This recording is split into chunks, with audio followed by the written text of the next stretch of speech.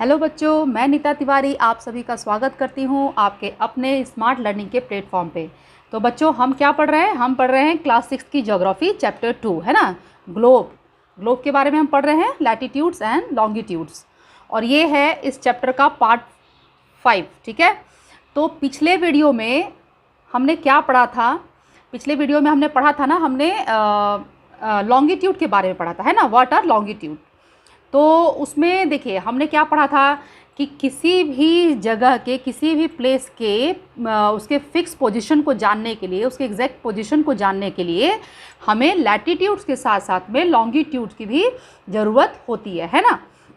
जैसे कि एक एग्जांपल हमने लिया था कि जो टोंगा आइलैंड दिया हुआ था, है ना, हमारी बुक में दिया हुआ है ना कि टोंगा आइलैंड जो कि कहाँ है? प्रशांत महासागर में, है ना। और मॉरिशस आइलैंड वो कहाँ पड़ता है? हिंद महासागर में, है ना। तो और दोनों 20 डिग्री साउथ लैटिट्यूड में है ना। 20 डिग्री साउथ लैटिट्यूड में दोनों पड़ते हैं। इतना हमको यहाँ पर नॉलेज दिया गया था, लेकिन इससे उसके एग्जैक्ट पोजीशन का, जो टोंगा आइलैंड है और जो मॉरिशस आइलैंड है, उसके एग्जैक्ट पोजीशन का हमें पता नहीं चल सकता सिर्फ लैटिट्यूड से, क्योंकि दोनों के दोनों ही साउथ में है ना, 20 डिग्री साउथ लैटिट्यूड में आते हैं। सो ये कहना बहुत मुश्किल है कि दोनों का जो पोजीशन है वो कहाँ है। तो इसके लिए हमें किस चीज़ की ज़रूरत पड़ती है? हमें लॉन्गिट्यूड की ज़रूरत पड़ती है ना। तो इसके लिए क्या देखा गया कि एक रेफरेंस लाइन है ना, जो कि नॉर्थ पोल और साउथ पोल को जोड़ती है। उस रेफरेंस लाइन को ले करके ये देखा गया, ये डिसाइड किया गया कि अब ये देखा जाए कि ईस्ट और वेस्ट में इन दोनों की जो पोजीशन है वो किधर है ना। ईस्ट और वेस्ट में पोजीशन किधर है? तो हमने ये पाया, जब हमने देखा कि जो रेफरेंस लाइन है, जब हमने एक रेफरेंस लाइन बनाई तो उसमें हमने देखा कि जो आपका टोंगा आइलैंड है वो कहाँ पड़ता है? 20 डिग्री साउथ वेस्ट में। और जो आपका मॉरिशस आइलैंड है वो कहाँ पड़ता है? 20 डिग्री साउथ ईस्ट में, है ना। और ये जो रेफरेंस लाइन है इसे क्या कहते हैं? इसे ही कहते हैं मेरिडियंस ऑफ लॉन्गिट्यूड, है ना। आप ये सब चीज़ पढ़ चुके हैं पिछले वीडियो में, और यहाँ हमने देख लिया था कि और जो ये मेरिडियंस ऑफ लॉन्गिट्यूड्स हैं इनकी जो लंबाई होती है ये इक्वल होती है ना। ये सब हम पढ़ चुके हैं। और जब ये पोल्स पे मिलते हैं, है ना, जब ये पोल्स पे मिलते हैं तो इनकी जो ऐसे पोल्स से पहले इनके बीच की जो दूरी होती है वो बहुत होती है, लेकिन जब ये पोल्स की तरफ जैसे जैसे बढ़ते हैं इनके जो बीच की जो दो मेरिडियन हैं, इन दो मेरिडियन के बीच की जो दूरी है वो धीरे धीरे पोल्स की तरफ बढ़ते बढ़ते कम होती जाती है। और जब ये पोल्स पे मिल जाते हैं तो वहाँ पर ज़ीरो हो जाती है ना। ये सारी चीज़ें हम पढ़ चुके हैं पिछले वीडियो में। तो आइए अब इसके आगे हम देखते हैं कि अब हमें क्या पढ़ना है। और हमने ये भी देखा था कि जिस तरीके से इक्वेटर, हमारा जो इक्वेटर है भूमध्य रेखा, वो हमारे अर्थ को 2 पार्ट्स में डिवाइड करता है ना, नॉर्दर्न हेमिस्फीयर और सदर्न हेमिस्फीयर में। सेम उसी तरीके से ये जो लॉन्गिट्यूड है ना, मेरिडियन ऑफ लॉन्गिट्यूड, तो जो प्राइम मेरिडियन है, प्राइम मेरिडियन कहाँ से होके गुजरती है? प्राइम मेरिडियन कहाँ से? ग्रीनविच से होके गुजरती है ना। तो ये जो प्राइम मेरिडियन है ये भी जब डिवाइड करता है अर्थ को तो 2 पार्ट्स में डिवाइड करता है। किस किस में? ईस्टर्न हेमिस्फीयर में और वेस्टर्न हेमिस्फीयर में। ये सारी चीज़ें हम क्लियर कर चुके हैं ना। और क्या है? 180 डिग्री ईस्टर्न वार्ड होता है और आपका 180 डिग्री वेस्ट वार्ड होता है ना। तो टोटल मिला के 360, क्योंकि हमारी अर्थ राउंड है ना।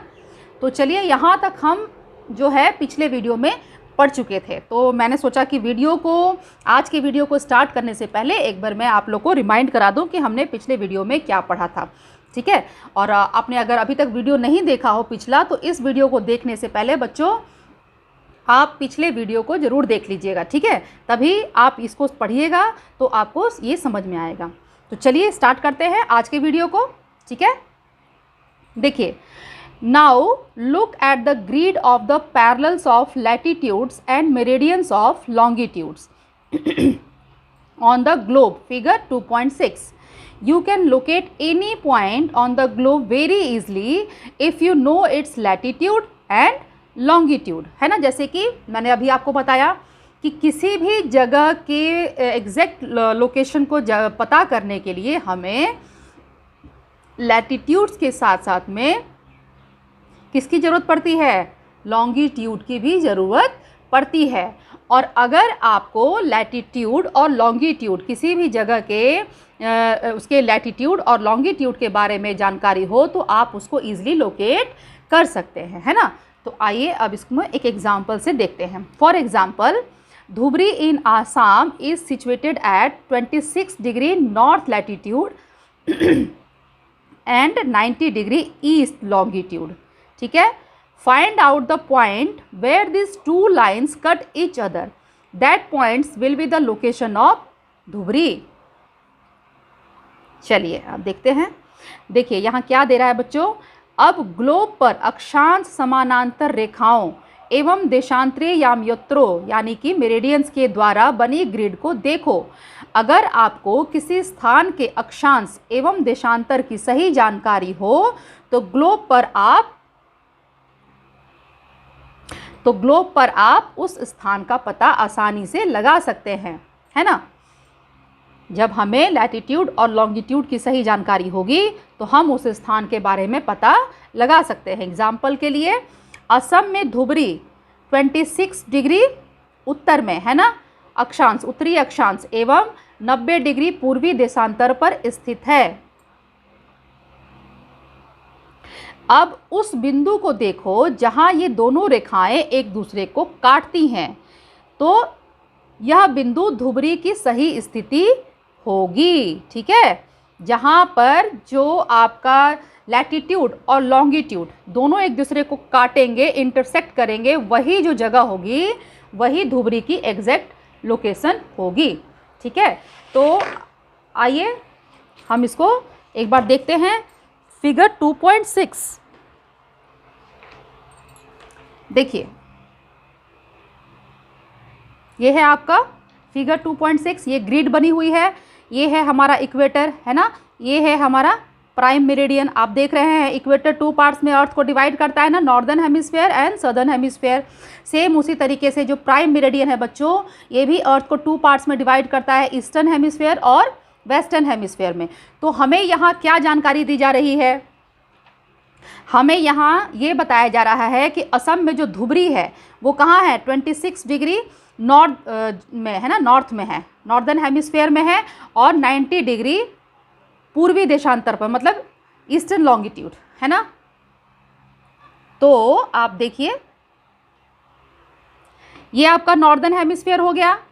यहाँ से आपको पता है कि हम डिग्री जो है 1 2 3 4 5 6 7 8 ऐसे करके हम 1 डिग्री आगे बढ़ते हैं, ये तो आप सब जानते हैं।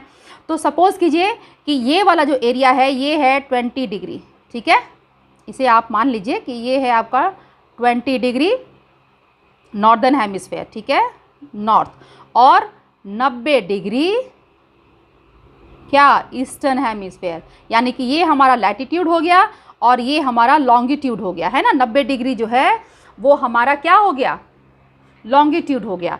और ये वाला जो एरिया है, ये जहाँ एक दूसरे को, ये जो लैटिट्यूड है और ये जो लॉन्गिट्यूड है ना, पैरेलल्स ऑफ लैटिट्यूड्स, और ये जो मेरिडियंस है, ये जहाँ एक दूसरे को इंटरसेक्ट कर रहे हैं, ये जगह क्या होगी, यही जगह होगी धुबरी की एग्जैक्ट लोकेशन।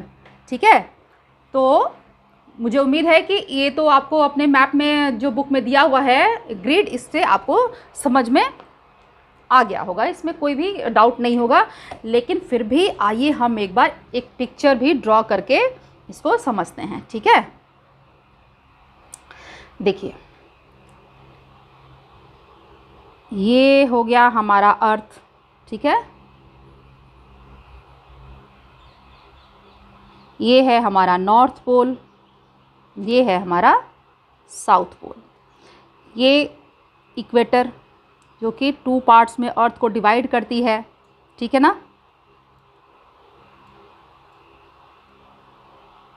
0 डिग्री सब आप जानते हैं। ये आपका सदर्न हेमिस्फेयर हो गया और ये आपका नॉर्दर्न हेमिस्फेयर हो गया। और अब ये जो है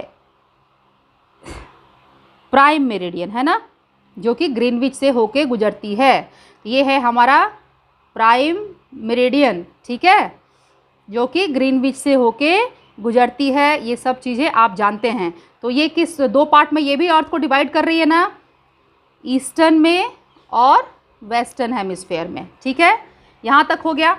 अब हमें कहा जा रहा है कि धुबरी की लोकेशन हमें क्या बताई गई है। धुबरी की लोकेशन बताई गई है कि धुबरी 26 डिग्री नॉर्दर्न हेमिस्फेयर और 90 डिग्री ईस्ट में है ना।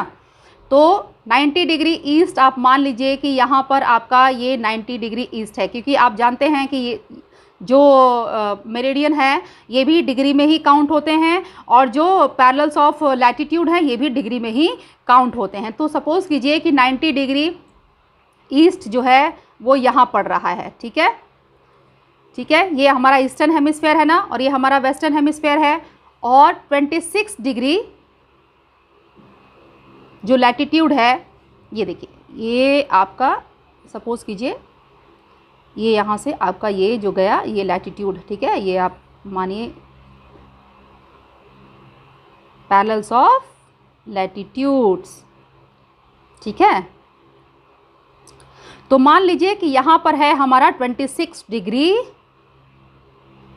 क्या, नॉर्दर्न हेमिस्फेयर। ठीक है, 26 डिग्री नॉर्दर्न हेमिस्फेयर पे और 90 डिग्री ईस्टर्न हेमिस्फेयर पे जो है धुबरी की लोकेशन है।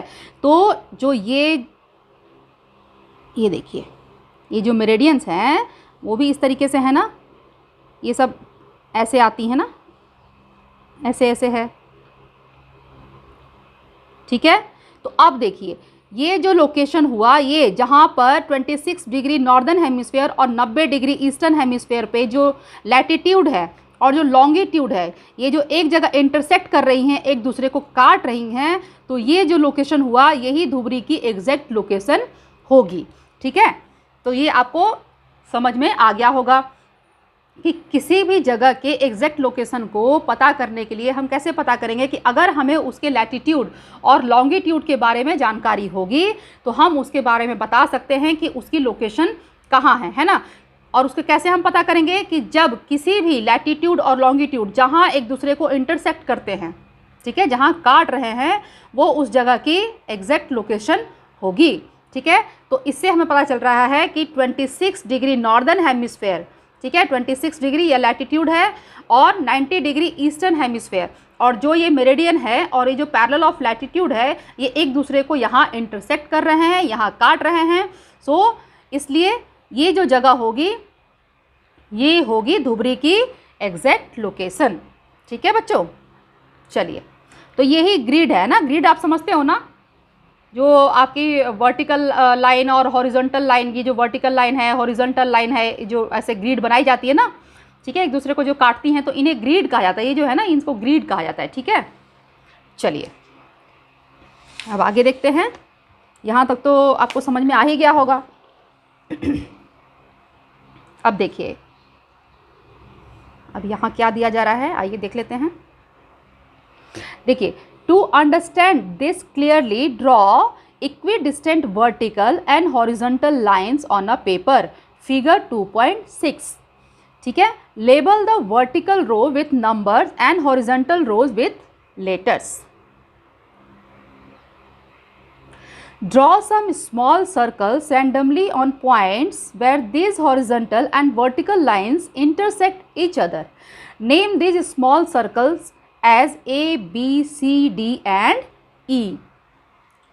देखिए, सब चीज़ जो भी है ना बच्चों, आप अगर प्रैक्टिकली उसको करके देखेंगे, जैसे मैं आपको यहाँ पर बता रही हूँ और आपके बुक में भी फिगर्स बने हुए हैं, बट उसके साथ साथ में जैसे यहाँ पर दिया है कि आप एक ड्रॉ करिए, तो अगर आप अपने घर में जब इसको आप पढ़ रहे हैं तो पढ़ते वक्त भी अगर आप सेम इसी तरीके से जैसे इसमें बताया गया है स्टेप में, तो स्टेप बाय स्टेप अगर आप उसको ड्रॉ करोगे उसको फिगर को, तो आपको और ईज़िली समझ में सब चीज़ आ जाएगा। ठीक है, तो इसलिए खुद से भी प्रैक्टिकली करके देखना बहुत ज़रूरी होता है बच्चों चीज़ों को। ठीक है, तो मैं आपसे यही कहूँगी कि आप लोग जब भी ये पढ़ें तो आप एक पेपर लेके बैठिए, एक पेन से, जब आप इसमें जो ड्राइंग दी रही है उसको आप खुद भी ड्रॉ करिए। ठीक है, बुक में तो है ही, मैं आपको बता ही रही हूँ, और साथ साथ में आप खुद भी ड्रॉ करेंगे तो ये बहुत ही आपके लिए फ़ायदेमंद होगा। ठीक है, तो आप कभी भी नहीं भूलोगे, आप खुद से ड्रॉ करोगे ना बच्चों, तो आप कभी भी नहीं भूलोगे इसको। ठीक है, चलो अब आगे देखते हैं। यहाँ क्या दिया है, let vertical lines represent east longitudes. ठीक है, जो वर्टिकल लाइंस होगा ये जो ईस्ट लॉन्गिट्यूड है इसको रिप्रेजेंट करेगा, and horizontal lines as north latitudes. ठीक है, now you will see that circle A is located on B degree north latitude and 1 degree E longitude. Find out the location of other circles. चलिए अब इसको एक बार यहाँ देख लेते हैं, फिर हम फिगर पे जाएंगे। ठीक है, यहाँ क्या दिया है बच्चों, इसको समझने के लिए, यानी कि ग्रिड, जो ग्रिड बनाई गई है उसमें लोकेशन को समझने के लिए, ठीक है, समझने के लिए कागज पर समान दूरी वाली क्षैतिज तथा ऊर्ध्वाधर रेखाएं खींचिए, यानी कि वर्टिकल और हॉरिजॉन्टल लाइन खींचिए, ड्रॉ कीजिए। फिगर 2.7 ऊर्ध्वाधर रेखाओं को संख्या 1, 2, 3, 4 से तथा क्षैतिज रेखाओं को A, B, C, D और E अक्षरों से व्यक्त करें, मतलब कि इसको रिप्रेजेंट करें। ठीक है, जिन बिंदुओं पर ये ऊर्ध्वाधर एवं क्षैतिज रेखाएं एक दूसरे को काटती हैं वहाँ कुछ छोटे वृत्त खींचिए, मतलब कि जहाँ जो आपका जो हॉरिजॉन्टल लाइन है और जो वर्टिकल लाइन है एक दूसरे को काटेंगे, इंटरसेक्ट करेंगी, वहाँ पर आपको छोटे छोटे सर्कल बनाने हैं। ठीक है, तो ये आपको प्रैक्टिकली करना है। मैं तो यहाँ बता रही हूँ आपको, और बुक में भी आपके दिया हुआ है फिगर, बट आप इसको प्रैक्टिकली भी करेंगे। ठीक है, तो आइए हम ग्रिड की तरफ, जो फिगर है 2.7, हम उसकी तरफ चलते हैं। देखिए ये है हमारा फिगर, ये हमें फिगर दिया हुआ है। इसको, ये जो ग्रिड है ना बच्चों, इसको समझने के लिए आपके लिए एक अलग से ये बना के दिखाया गया है। इसमें ये जो है वर्टिकल लाइन और ये हॉरिजॉन्टल लाइन, ठीक है, तो इसमें क्या बताया गया है कि जो वर्टिकल लाइन है ये किसको रिप्रेजेंट करेगा, यहाँ दिया है ना, vertical lines represent east longitude. ठीक है, ये है ईस्ट लॉन्गिट्यूड को रिप्रेजेंट करेगा, यानी कि ईस्टर्न हेमिस्फेयर हम इसको मानेंगे। और जो ये हॉरिजॉन्टल लाइन है इसे हम क्या मानेंगे, इसे हम मानेंगे नॉर्दर्न हेमिस्फेयर। ठीक है, आपको ये समझना है कि ये ईस्टर्न हेमिस्फेयर है, जो ये जो वर्टिकल लाइन है, और जो हॉरिजॉन्टल लाइन है ये नॉर्दर्न हेमिस्फेयर है, यानी कि यहाँ जो भी दिया हुआ है ये नॉर्थ ईस्ट के बारे में हमें बताने की यहाँ पर ये हो रही है। तो देखिए यहाँ पर क्या दिया है कि ये देख रहे हैं आप, जो इंटरसेक्ट कर रहा है ना, तो यहाँ दिया हुआ है ना, देखिए आपके बुक में भी दिया हुआ है। Now you will see that circle A is located on B degree north latitude and 1 degree east longitude, यानी कि रैंडमली आपको सर्कल बनाना है। जो सर्कल आपकी बुक में बनी हुई है आप इसको छोड़ दीजिए। ठीक है, इसको तो आप इसमें देख लीजिए, बट आप अपने से जब इसको बनाइए, इस वर्टिकल और हॉरिजॉन्टल लाइन को ड्रॉ कीजिए, तो आप अपने चॉइस से कहीं पर भी आप जो है ये छोटे छोटे जो सर्कल्स है ना, इनको कहीं पर भी डालिए, आप यहाँ डालिए, यहाँ डालिए, यहाँ डालिए, और उसके बाद आप देखिए कि उसका लोकेशन क्या है। तो यहाँ क्या दे रहा है कि जो A है इसकी लोकेशन क्या है, is located on B degree north latitude, क्योंकि हम नॉर्दर्न हेमिस्फेयर के बारे में हमने इसको रिप्रेजेंट किया ना कि ये जो हॉरिजॉन्टल है लाइन ये नॉर्दर्न हेमिस्फेयर को रिप्रेजेंट कर रहा है। तो यानी कि ये B डिग्री नॉर्थ में है और 1 डिग्री ईस्ट में है ना, तो यानी कि ये नॉर्थ ईस्ट का हिस्सा है। इसका लोकेशन क्या हो गया कि ये नॉर्थ ईस्ट में है। ठीक है, सेम उसी तरीके से ये भी हो जाएगा कि जो B है इसकी लोकेशन क्या होगी, इसकी लोकेशन होगी D degree north latitude and 1 degree east longitude. ठीक है, सेम इसी तरीके से मान लीजिए ये C है।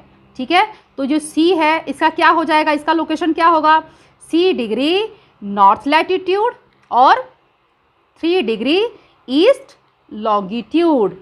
ठीक है, उसी प्रकार से जो E है इसका क्या लोकेशन हो जाएगा, E का B डिग्री नॉर्थ लैटिट्यूड और 4 डिग्री ईस्ट लॉन्गिट्यूड।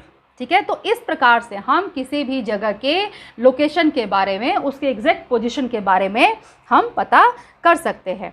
ठीक है बच्चों, तो आप इसको घर पे खुद से ड्रॉ करिएगा। ठीक है, एक वर्टिकल लाइन ड्रॉ करिए, हॉरिजॉन्टल लाइन ड्रॉ करिएगा। ठीक है, फिर उनको नंबरिंग करिएगा। ठीक ठीक है, लेटर्स में लिखिएगा, नंबरिंग में लिखिएगा। उसके बाद आप अपने चॉइस से रेंडमली कहीं पर भी छोटे छोटे सर्कल्स, जहाँ पे दो जो वर्टिकल और जो हॉरिजॉन्टल लाइन है जहाँ एक दूसरे को इंटरसेक्ट कर रहे हैं, आप वहाँ पे छोटे छोटे सर्कल बनाइएगा। ठीक है, और फिर देखिएगा कि और उस सर्कल को भी नाम दीजिएगा। ठीक है, उस सर्कल को भी नाम दीजिएगा, जैसे कि यहाँ पर हमने दिया है स्मॉल ABCD में, है ना, ABCD, ताकि हम उसको आइडेंटिफाई कर सकें कि हमें समझना है। तो आप उसी प्रकार से उसे नाम दीजिएगा और उसके बाद देखिएगा कि वो जो है उसकी पोजीशन क्या है। ठीक है, तो चलिए फिर आज के लिए हम इतना ही पढ़ेंगे, इसके आगे हम अगले वीडियो में पढ़ेंगे। ठीक है, तो फिर आप इस वीडियो को देखिए, साथ साथ में अपने बुक को भी पढ़िएगा। जो मेरे वीडियो को देखते देखते आप बुक को भी पढ़ेंगे बच्चों, बुक हमेशा अपने साथ में रख के ही वीडियो देखिएगा। ठीक है, और जो भी इसमें चीज़ें दी हुई हैं, जो ड्राइंग दी हुई है, उसको समझने के लिए आप जब खुद से उसको प्रैक्टिकली ड्रॉ करके देखेंगे तो आपको बहुत ज़्यादा समझ में आएगा। ठीक है, और आप जो प्रैक्टिकली जो बच्चे हम जो करते हैं ना, जो भी चीज़ हम प्रैक्टिकली खुद से करके जो सीखते हैं ना, तो वो चीज़ें हमारे माइंड में हमेशा के लिए बैठ जाती है। ठीक है, तो इसलिए आप क्या करेंगे, आप जब पढ़ेंगे आप मेरी वीडियो को देखिएगा, बुक को पढ़िएगा और साथ साथ में पिक्चर्स जो हैं इनको खुद भी ड्रॉ करिएगा। ठीक है, तो चलिए फिर आप वीडियो देखते रहिए, और वीडियो देखने के बाद अगर आपको पसंद आ जाए तो आप इसे लाइक कर दीजिए। चैनल को अगर अभी तक आपने सब्सक्राइब नहीं किया है तो प्लीज़ चैनल को सब्सक्राइब कर लीजिए। बेल आइकन को दबाना बिल्कुल भी मत भूलिएगा, क्योंकि अभी बहुत सारे वीडियोस आपके लिए आने बाकी हैं जो आपके लिए बहुत ही इम्पॉर्टेंट होने वाले हैं। ठीक है, और मेरे वीडियो को बच्चों ज़्यादा से ज़्यादा शेयर भी करिए, ताकि और भी बच्चे जो आपकी तरह बच्चे हैं वो मेरे वीडियो को देख सके, पढ़ सके। इनफैक्ट मैं जो वीडियो बनाती हूँ वो सिर्फ ऐसा नहीं है कि क्लास 6 स्टैंडर्ड के जो बच्चे हैं सिर्फ वही देख सकते हैं, वही पढ़ सकते हैं।